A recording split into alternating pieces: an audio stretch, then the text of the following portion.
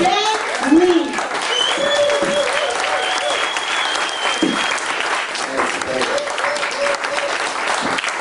I don't even know how to follow that. I mean, whose idea was it to make me last? You know, they told me, oh, you come up here, you tell a couple of stories, and then these are pros. I come here, look, everyone's got their water bottle, right? I see everyone wrote notes, so I go in the corner, I start writing notes. Look, can you read that? Yeah, here you go. Here's your fucking notes, right? You want some more notes? Here's some more notes. So anyway, I don't know why I'm writing notes, because I'm just going to tell you about me. So, you know, I'm Korean. My parents came from Korea, the good Korea. And then there's a bad Korea.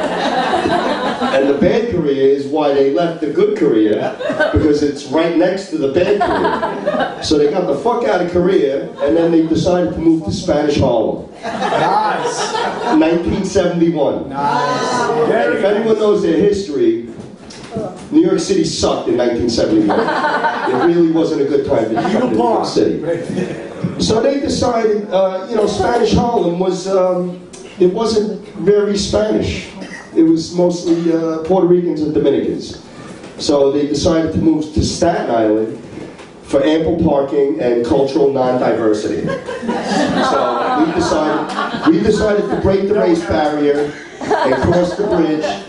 Because if you remember, back then, everyone was trying to get out of the city, and in Staten Island, it was like the new Shangri-La. Everyone go to Staten Island. Who cares about the toll? It'll be free one day. So you move to Staten Island, and it'll be green pastures and horses in your backyard, and that's why we moved here. So, what was it like growing up in Staten Island? I don't know. What the fuck do you think it was like growing up in Staten Island like a Korean, if you were Korean?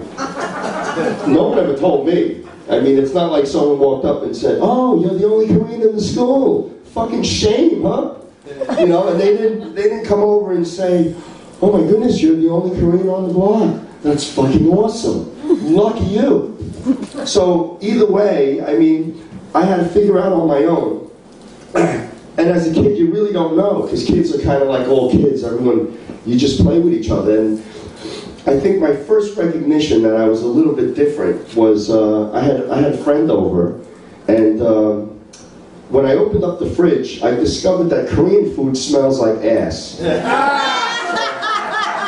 I opened up the fridge, and then my friend's like, ew, did you fart? And I don't know what to say, so I'm like, yeah. So is it worse that I smell like that, or the food in my refrigerator smells like that? So I tried both ways. I said, oh, I don't know, my mother made something in there, I don't know what the fuck it is. Let me shut the door. But years later, now, you know, you grow up, and all of a sudden, ass-smelling food is in vogue. Okay, you know, you smelled the ass. The more food smells like ass, the more people pay for it. If a pizza meat smells like ass, you're gonna pay top dollar. Same goes with cheese. It's called a delicacy.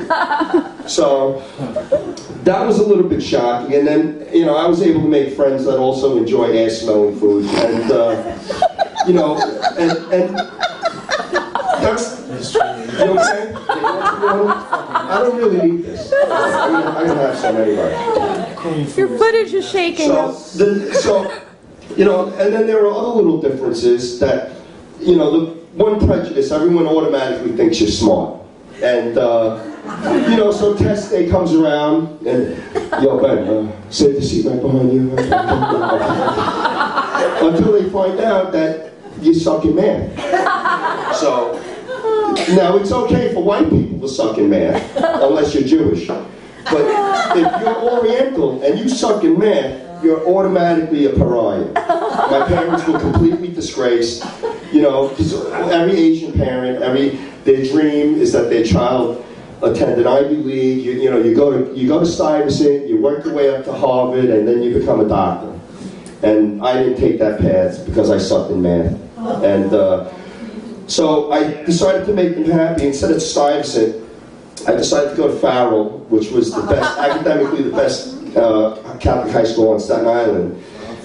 But that sucked because it was all boys. And, you know, who the fuck wants to go to high school with all boys? Not this guy, but I did. And then that came, the next traumatic incident was gym class, you know? So, you know, the showers are like kind of like Leavenworth, you know, you don't have a stall or anything like that. You're just in a big fucking room, and then, you know, that's when I noticed one of my genetic deficiencies. It's not what you think. My shaft was okay, my sack was okay. I'm an Irish. I was okay with the shaft and the sack, but it was my man bush. I was completely lacking in pubic hair. So here I am. Most of my Italian and Hispanic friends are already gorillas, and I'm a 13-year-old trapped in a 9-year-old body, and I'm it's devastating. It's a little traumatic, and I got to listen to people run around saying, "Oh, look at Ben, he's wearing pantyhose," and no, I'm not. It's just my legs, you know. So. But now all of a sudden, hairlessness has become in vogue. So now all my hairy friends pay a lot of money, they get the back waxing and all that nonsense, and all I gotta do is pluck a nipple hair every once in a while. So, well, that was my other hair development. I developed a nipple hair at 23, but that's another story. I digress. So, I'm looking at my notes, I can't even fucking read a thing, alright? I went to the bathroom, washed my hands. I don't even know why you guys do this, alright? I walked in, everyone's got notes on their hands. Nancy's doing PX90, going like this, like there's a whole routine.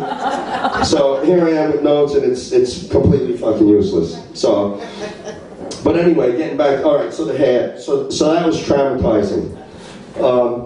There was one moment, it was like a saving grace, I remember.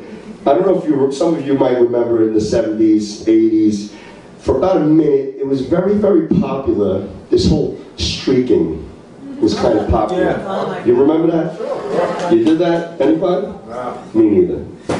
But, and then, well, the next best thing was mooning.